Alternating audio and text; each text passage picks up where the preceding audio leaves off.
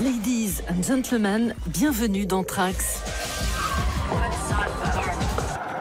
Au sommaire, ce soir...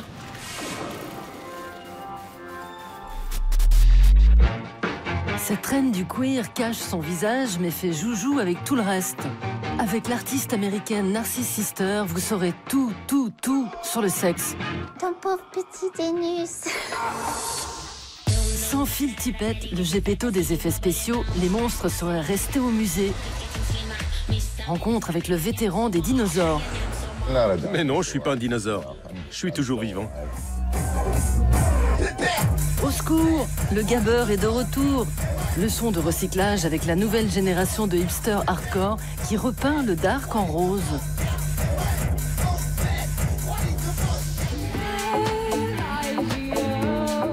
Et enfin, une prof de yoga et un ex-basketteur, les Américains de Sophie Tucker donnent un coup de chaud à l'électro en live dans Trax.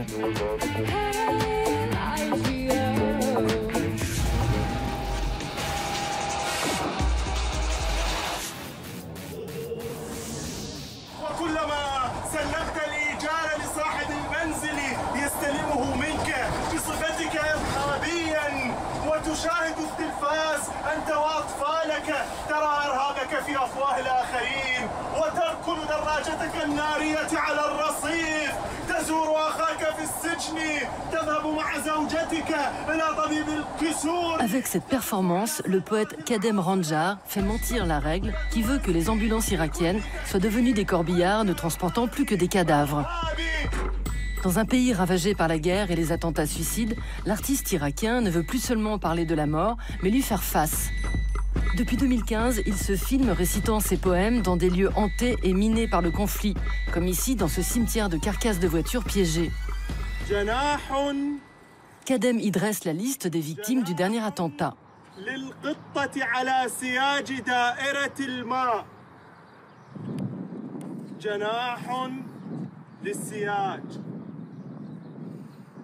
جناح لرأس بائع الخضروات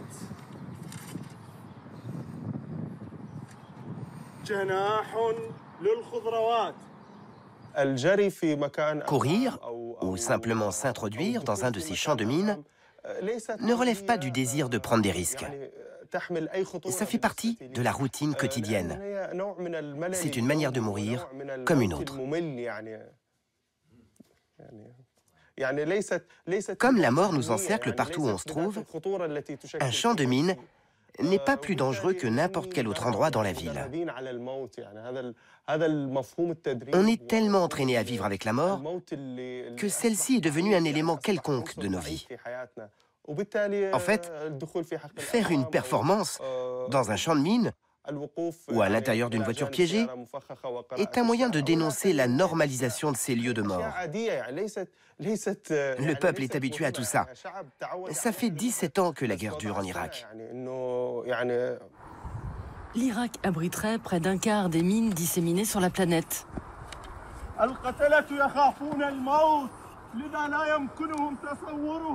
En 2015, Kadem tourne ce vidéopoème dans la zone d'Al-Kifl, infestée d'explosifs.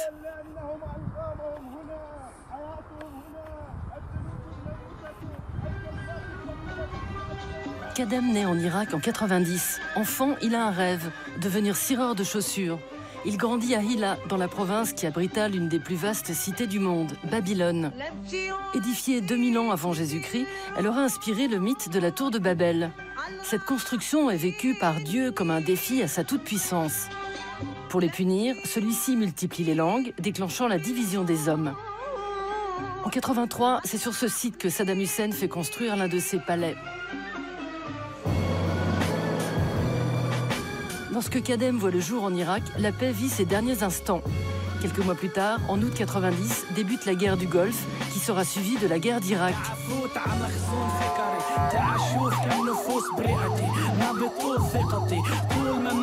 Après des études de théâtre, Kadem Ranjar écrit ses premiers textes, puis publie ses poèmes d'action qu'il diffuse sur le web et dont certains sont publiés en 2017 dans Marchand de sang. Un événement vécu aujourd'hui pourrait me sembler vieux de 20 ans. Et un autre, vécu il y a 20 ans, pourrait me sembler actuel. La guerre est une répétition de scénarios, toujours identiques. Il s'agit parfois de conflits religieux ou de problèmes politiques ou sociaux. Mais le souvenir de ces événements se bouscule dans notre mémoire à tel point que ça la rend confuse et qu'on ne sait plus faire la différence entre le fantasme et la réalité. Ça nous fait perdre le sens des réalités. Les souvenirs sont peut-être là, à l'intérieur de moi-même, mais je suis incapable de m'en rappeler précisément.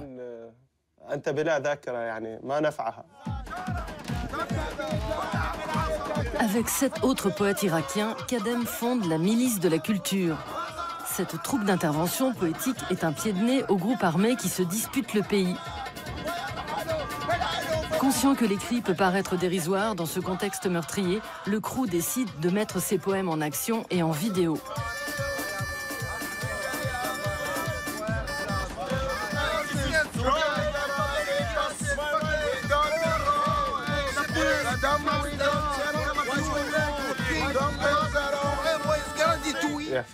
Je peux raconter des paquets d'anecdotes marrantes sur ma vie en Irak. Celle qui me semble la plus drôle, ironiquement, concerne une expérience que j'ai vécue quand j'avais 15 ans. J'avais un ami d'enfance qui s'appelait Mohamed, et on était dans la même école. Un jour, Mohamed a débarqué chez moi en me demandant de l'accompagner dans la rue des librairies, à Hila, pour qu'on fasse ensemble nos achats de cahiers et de crayons avant la rentrée scolaire. D'accord, je lui ai répondu. Laisse-moi juste le temps de me doucher avant d'y aller. Mohamed ne m'a pas attendu. Il est allé faire ses achats tout seul. Et il a été tué par une voiture piégée dans la rue des librairies.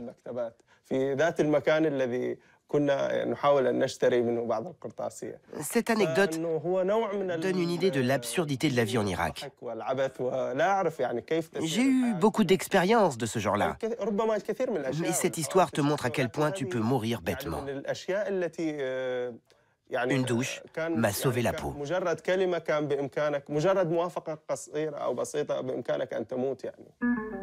Malgré l'horreur, l'auteur refuse de quitter l'Irak, qu'il considère comme sa terre d'inspiration. En mars dernier, Kadem Ranjar a cependant accepté l'invitation de la Maison de la Poésie au lieu unique à Nantes. Sur scène, le poète irakien lit ses écrits tout en déchirant une à une les pages de son livre.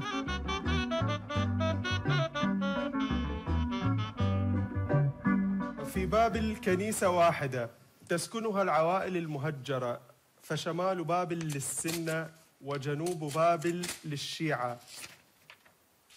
الكنيسة في الوسط. الكنيسة في الوسط والمسيحي يمكنك أن تعرفه بسهولة هنا فهو بلا أصابع من فرط الدموع.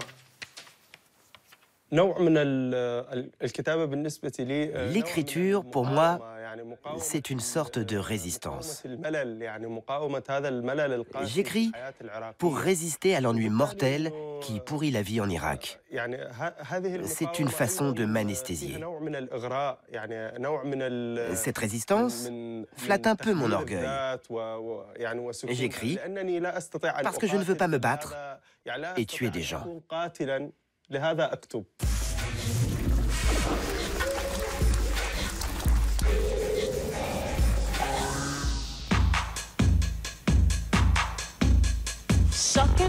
Sur scène, Narcisse Sister ose tout et même plus. Artiste, performeuse, plasticienne et activiste du genre, l'américaine envoie valdinguer les casquettes et sa culotte depuis plus de 10 ans.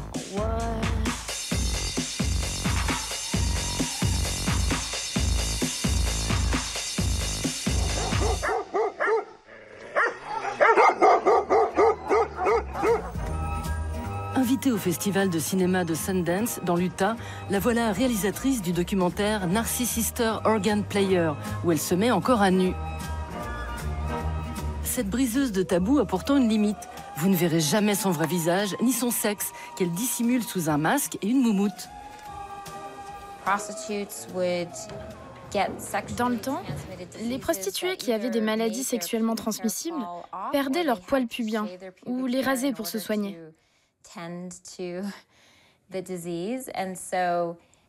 Du coup, elles portaient des merkins,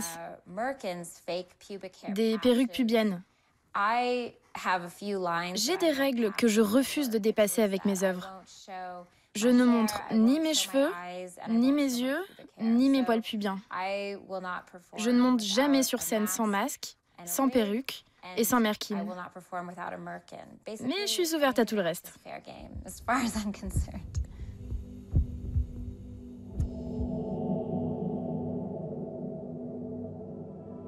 Dans son film qui mélange performance et images d'archives, Narcissus Sister met en abîme sa relation complexe avec ses parents professeurs d'université. Une mère issue d'une famille juive marocaine, mariée à un Afro-Américain.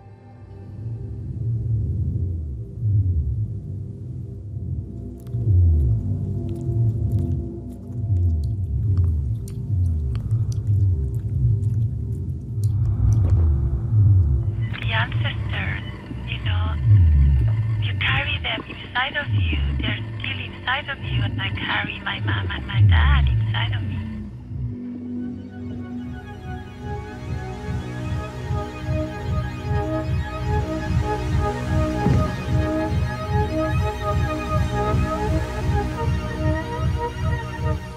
Au cœur des années 70, la future Narcissus Sister grandit à La Jolla, la plus grande station balnéaire de San Diego en Californie. Elle est la seule à n'être ni blonde, ni riche. La seule chose qui me donnait confiance en moi et me rassurait, c'était mon corps. Je savais que j'avais un beau corps parce qu'on me le disait. En Californie du Sud, j'étais en maillot de bain toute l'année à parader. Du coup, mon corps m'a permis de me faire accepter. This is the vaginal canal. Let's all say that together. Vaginal canal. Good. This is the uterus. Uterus. And these are my favorite parts. These are the fallopian tubes. Hi. Alors qu'elle étudie la danse et les arts plastiques, Narcissus Sister découvre la performeuse américaine Annie Sprinkle. Cette ex-ardeuse des 70s prône la post-pornographie, la réappropriation et le détournement des codes de l'industrie du sexe par les femmes artistes. À la fac, j'ai assisté à une performance où elle guidait la salle grâce à des mots et à des onomatopées. Elle a fait atteindre un orgasme collectif à tout le public, sans aucun contact, juste avec du son. Après avoir été décoratrice de vitrines puis danseuse de nu burlesque dès la naissance du mouvement, Narcissus Sister devient son avatar mutant en 2007, projetant les feuillages à l'ancienne dans une orbite surréaliste. Désormais installée à Brooklyn, celle qui refuse toujours de dire son véritable nom pénètre bientôt les galeries d'art, devenant l'une des pionnières du néo-féminisme.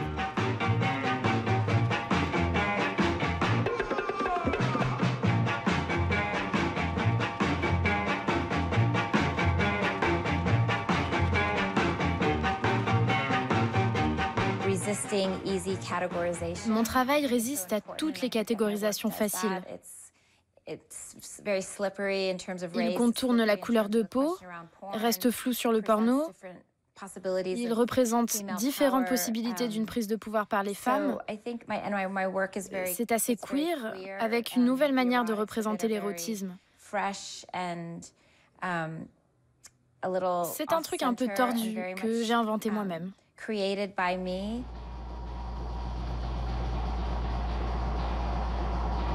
Dans le film qu'elle présente à Sundance, Narcissus Sister règle ses comptes avec sa mère, avec laquelle elle entretenait une relation fusionnelle.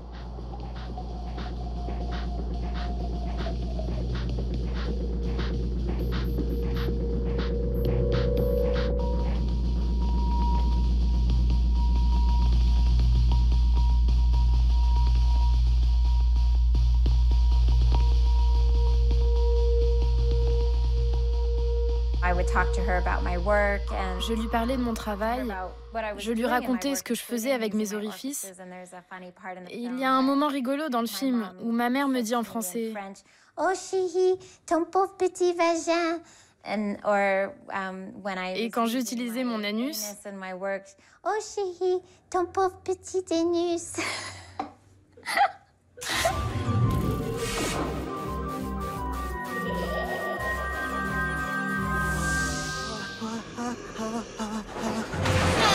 C'est le docteur Frankenstein des dinosaures et compagnie. Grâce à lui, des monstres farfelus ont pu voir le jour pour la plus grande frayeur des spectateurs.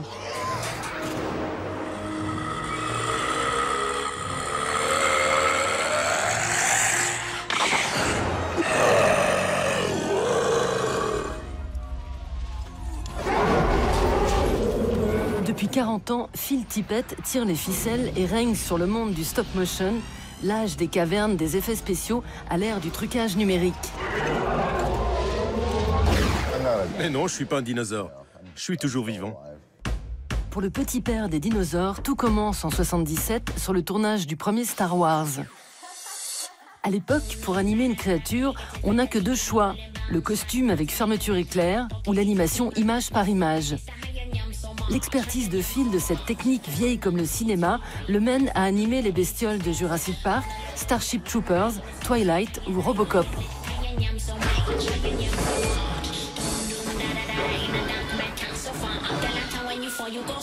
Si Phil en connaît un rayon sur les effets spéciaux, c'est qu'il est tombé dedans adolescent.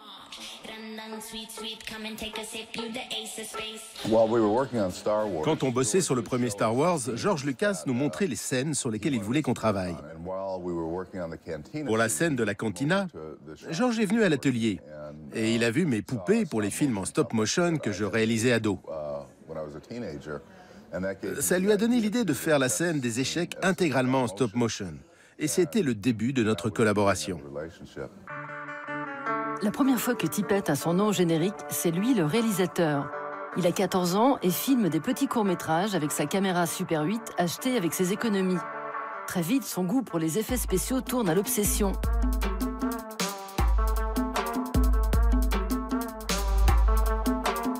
Phil naît en 1951 à Berkeley, en Californie. Pour ses 6 ans, son père artiste l'emmène au cinéma. Il se prend alors une grosse claque. En 1957, j'ai découvert le 7e voyage de Simbad, de Ray Harryhausen, et ça m'a bouleversé. J'avais aucune idée de ce que je voyais, c'était magique. J'ai essayé de savoir comment c'était fait. Je voyais bien que c'était pas un type dans un costume. Les créatures se déplaçaient de façon très étrange, carrément magique.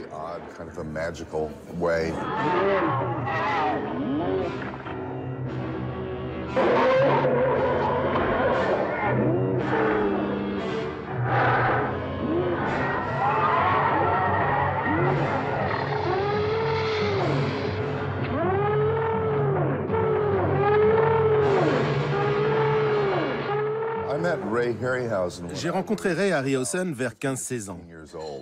Ray ne m'a jamais vraiment révélé ses secrets.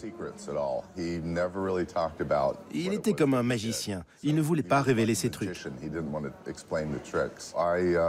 Finalement, j'ai appris ces techniques dans un magazine qu'on trouvait à l'époque, qui s'appelait Famous Monster of Filmland. Et c'est là que j'ai appris la technique du stop motion.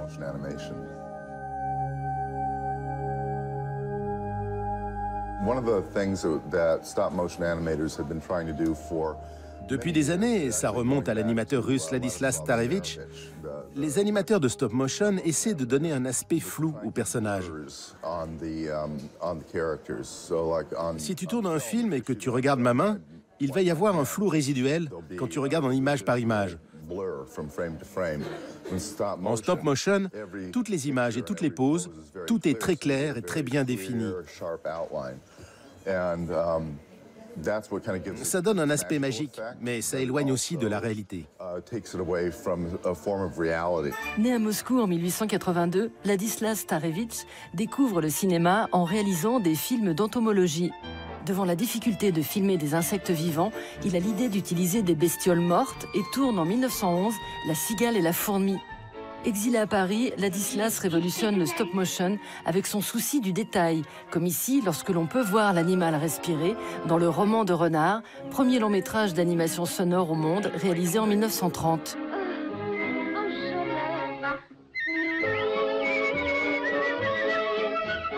Il innove aussi en bougeant la marionnette pendant la prise de vue, devenant le pionnier du go motion. Dans l'animation en stop motion, tu bouges tout, image après image après image. Tu poses après pose, comme la sculpture. La go motion, c'est plus comme créer de la musique avec un ordinateur. L'expertise de Tippett du go motion séduit les réalisateurs limités par les effets spéciaux de l'époque. Grâce à cette technique, les mouvements des créatures paraissent plus fluides et vraisemblables.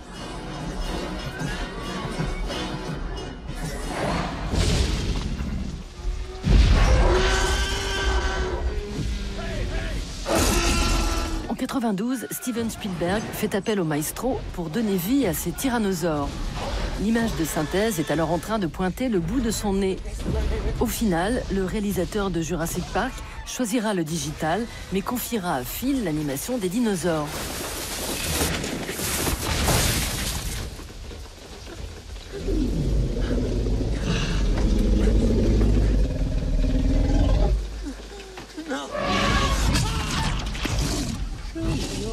Oscarisé 2 fois pour Le Retour du Jedi et Jurassic Park, Phil Tippett prend même le tournant des trucages numériques en 97, orchestrant le ballet belliqueux des colonies d'arachnides.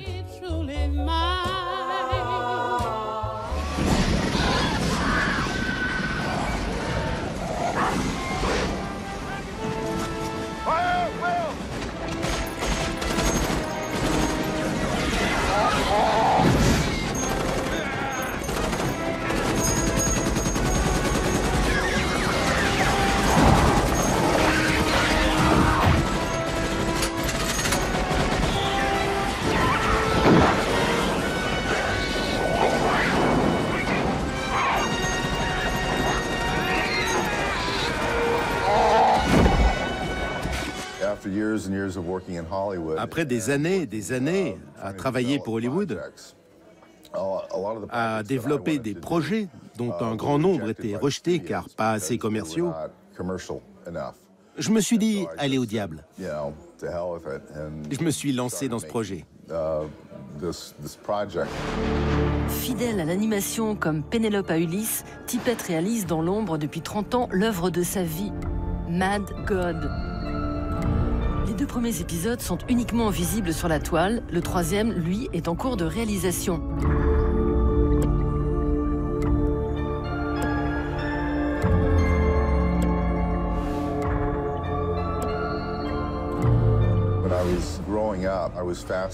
En grandissant, j'étais fasciné par le bizarre, l'étrange, les monstres, les créatures. Mon père était artiste et il avait une très belle collection de livres d'art. Il m'a montré un livre sur Jérôme Bosch. Dès ce moment, j'ai su que je ferais un jour un film à la manière de Jérôme Bosch.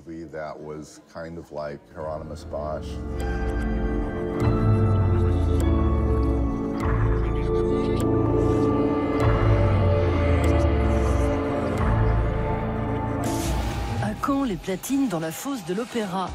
Défi relevé par le Philharmonic Turntable Orchestra.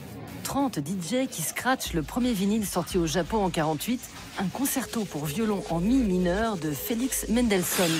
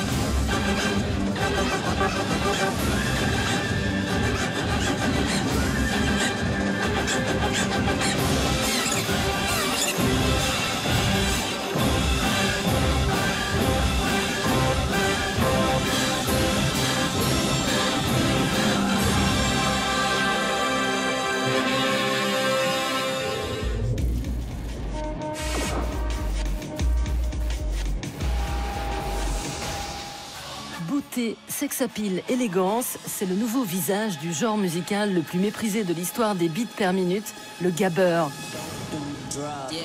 Derrière ce prodige de renversement des valeurs, une DJ et artiste de 29 ans, Sybil Prentice, alias Nightcore Girl.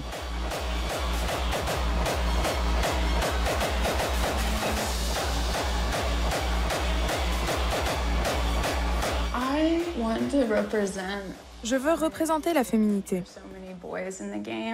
Il y a tant de mecs dans ce milieu qu'être ultra féminine, c'est super hardcore.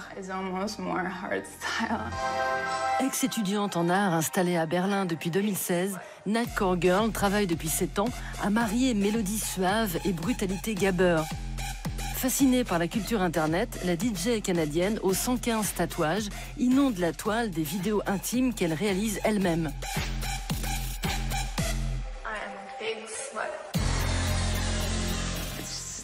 Les temps ont changé. Je vais amener de l'art contemporain dans cette scène. Beaucoup de gens voient le gabber comme un artefact, comme un moment révolu. Mais ça sera plus jamais comme c'était dans les années 90. Le gabber, comment l'oublier? Né en 89 dans les clubs de Rotterdam, cette techno à 180 BPM a joué les assommoirs auprès de la jeunesse ouvrière nordique durant 20 ans. Boostée aux drogues de synthèse extrêmes, elle a traîné une sale réputation entre orgies libertaires façon Black Bloc et tentations racistes à la sauce Gabberskin. Des stigmates qui auraient pu la couler pour toujours. La vraie surprise, c'est que le gabber revient par la petite porte. Salut les gars! À Paris, le crew des Casual Gabbers trouve son inspiration dans les soirées Thunderdome qui rassemblaient des dizaines de milliers de ravers au cœur des 90s. On cherche beaucoup ce qui a été inexploré, vu que c'est un peu une musique qui a été, je pense, sous-estimée et mal présentée pendant longtemps. Du coup, forcément, quand on se rend compte que c'est trop bien, on a envie de le crier haut et fort. C'est une manière d'arriver aussi avec respect. Genre, on se revendique pas, on est original 100%. Nan. Enfin non, on est des casuals, donc on arrive avec juste plein d'amour pour le mouvement et on s'amuse avec et on fait des hybridations aussi.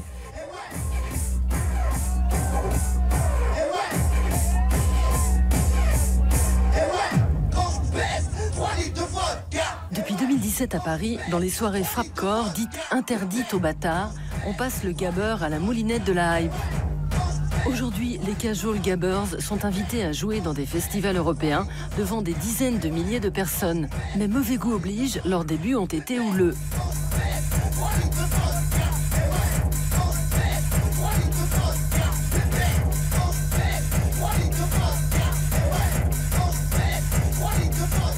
On faisait une soirée, on disait bon bah c'était sympa, il n'y a pas grand monde, mais donc ne revenez pas parce que le son c'était insupportable. Tous mes serveurs veulent se barrer, donc merci, au revoir. Et donc on change d'endroit. Et vous faites quoi comme soirée? De la techno, ouais, ok. Et du coup, bah forcément on jouait du gabber. Et on se dit bah faut changer d'endroit le prochain parce que ça va pas le faire. En 2017, les Parisiens de Casual Gabbers invitent 40 artistes de tout horizon sur leur compilation Inutile de fuir. On y trouve même ce morceau de gabber emo.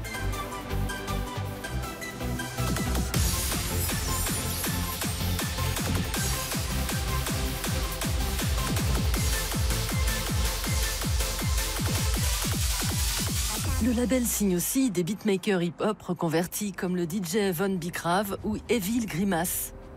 À 34 ans, ce travailleur social qui a grandi à Noisy-le-Grand fait le grand écart en mélangeant gabber et fondamentaux du rap français, comme l'intro de For My People de NTM, elle-même samplée du prélude de Chopin.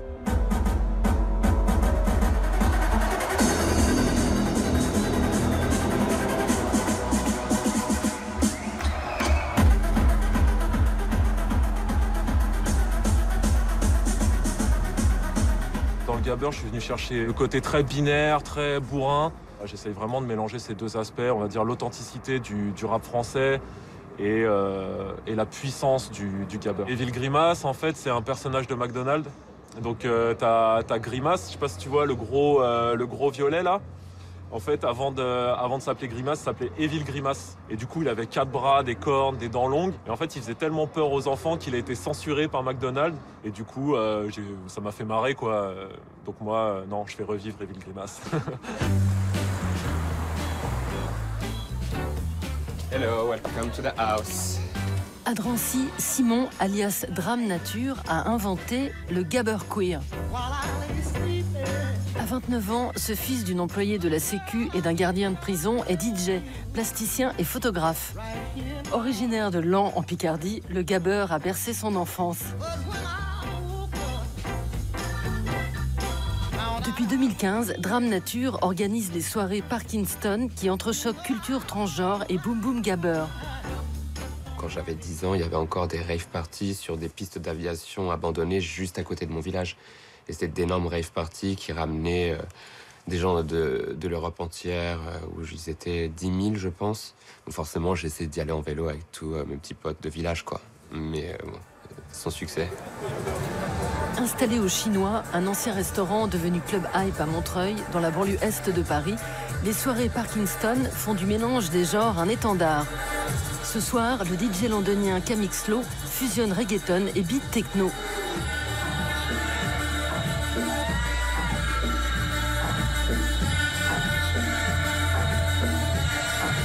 Ici, on a une ambiance queer avec un métissage d'individus lambda, entre guillemets, qui ne fréquentent pas forcément ce milieu. Donc je trouve que ça permet d'ouvrir les consciences. J'aime bien parce que c'est une musique qui me permet vraiment de me lâcher. Pour moi, c'est un côté révolutionnaire.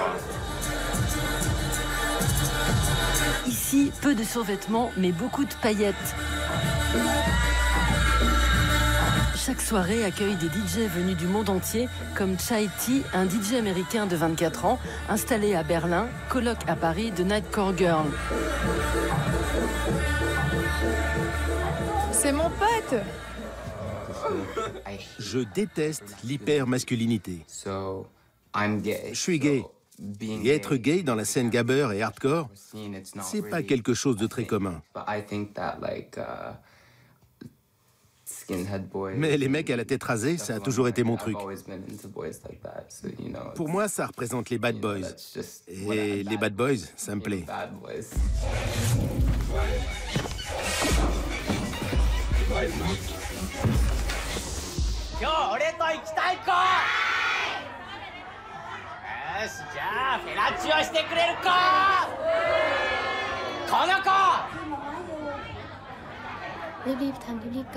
C'est dans le quartier de Soi Thania, à Bangkok, au lieu de la prostitution en Thaïlande, que le réalisateur japonais Katsuya Tomita a trouvé son actrice principale. Bangkok Nights dépeint le quotidien d'une reine des bas-fonds qu'un ancien client amoureux tente de conquérir. Ici, chacun joue son propre rôle.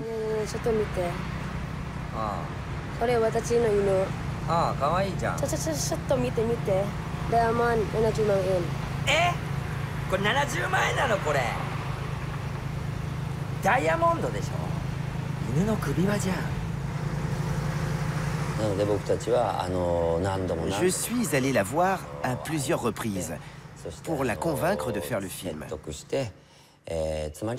Au total, ça a pris 4 ans. Beaucoup de temps. Je lui ai demandé de jouer dans mon film, mais évidemment, elle ne m'a pas cru si facilement.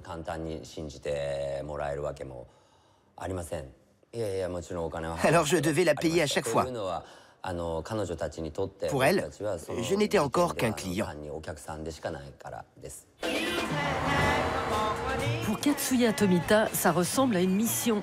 Donnant une voix aux prostituées et aux toxicos, cet ex-chauffeur routier a passé sa carrière à filmer en dehors des clous. Invité à Paris, au musée Guimet, il convoque une poignée de rappeurs, également acteurs dans ses films.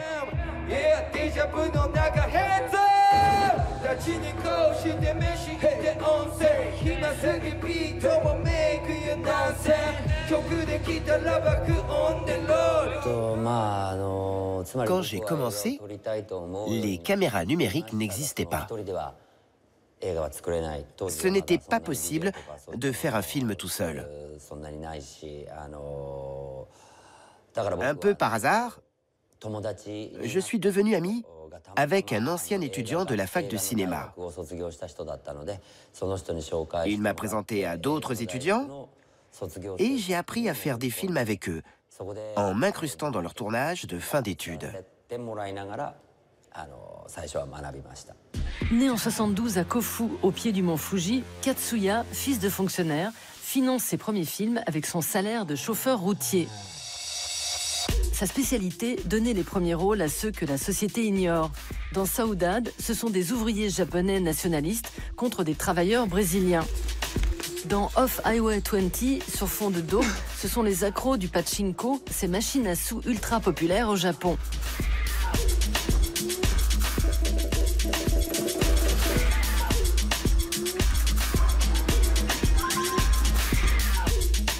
Pour Katsuya, la vraie vie, c'est du cinéma et vice-versa. À son arrivée en Thaïlande en 2013, le réalisateur tombe sur le quartier des bordels, réservé aux Japonais à Bangkok. Des centaines de filles venues des campagnes y assouvissent les fantasmes de salarymen nippons.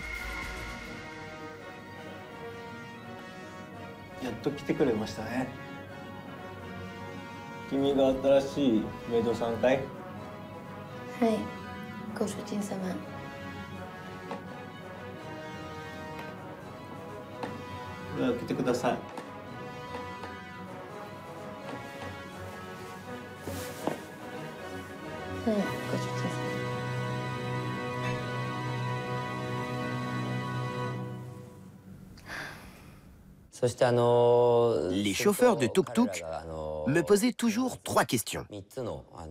La première, c'est « Tu veux des filles ?» La seconde, « Tu veux de la drogue ?» Et enfin, « Tu veux essayer de tirer avec des armes à feu ?» Ils nous posaient systématiquement les mêmes questions. Et moi, je leur répondais « Tout. Je veux tout. » Voilà, Covid génial.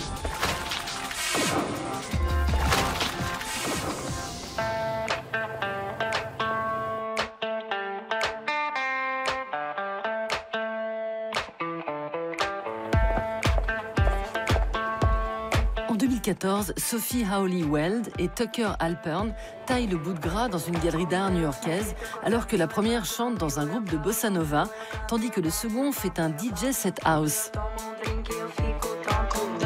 Tucker trouve la musique de Sophie trop lente et remixe en direct une de ses chansons. Le groupe Sophie Tucker, dont les textes sont soufflés par des poètes brésiliens, est né. À l'occasion de son passage à la maroquinerie de Paris, le duo américain plonge dans la malle au trésor de vinyle de Trax sur la piste de ses souvenirs d'enfance. J'ai choisi les Village People. Pour les trucs genre Halloween, je me déguisais comme l'un d'entre eux quand j'étais môme. Je portais cette coiffe. C'est pas très politiquement correct aujourd'hui. Remarque, ça a un côté Sophie Tucker. Parce que c'est tellement ridicule. C'est ridicule.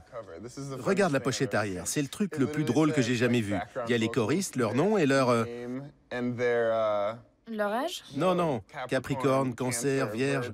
Ça donne leur... C'est dingue. Astronomie, comment on dit? Astrologie. C'est ça, l'astrologie. Leur signe astrologique.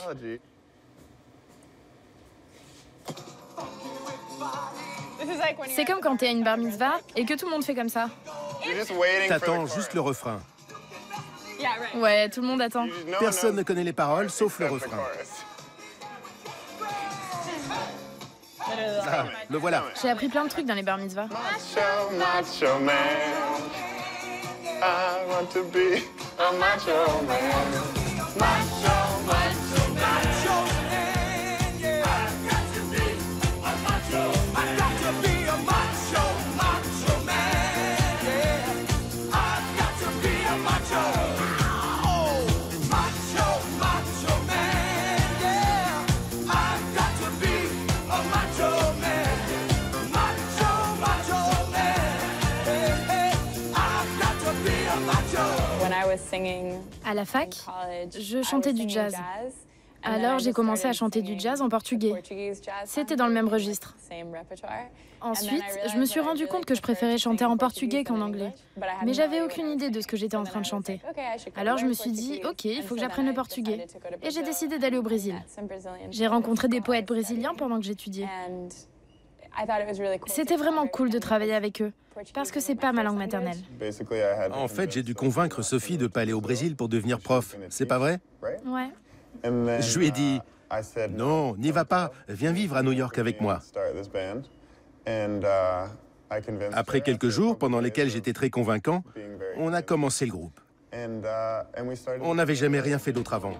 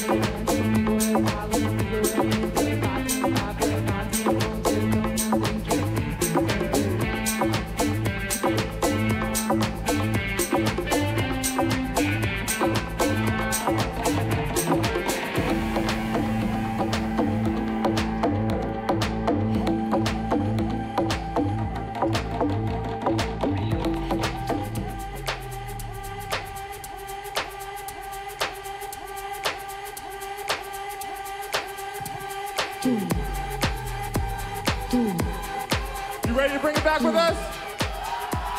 I'm coming in. Third. Third. I want you to sing it with us. Ready? Ba, ba, ba, ba, ba.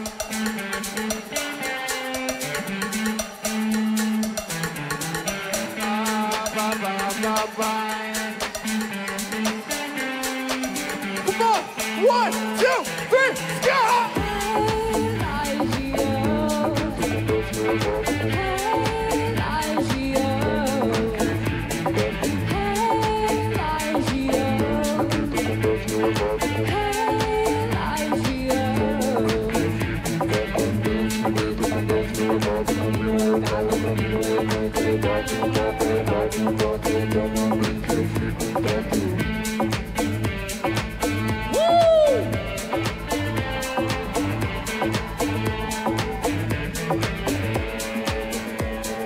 Let's keep it going a little bit longer. We can't end yet. We can't end yet.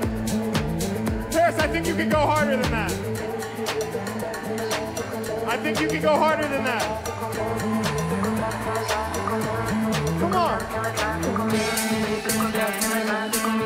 Show me what you got, Paris. I said, show me what you got, Paris. Let's go. Come on, let's fucking go. Woo! Come on. Come on, baby, come on.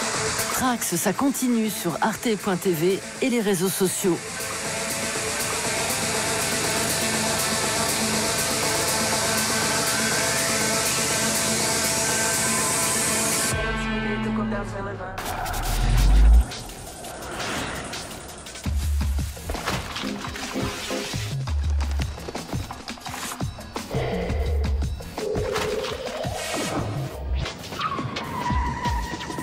Voilà, Covid génial.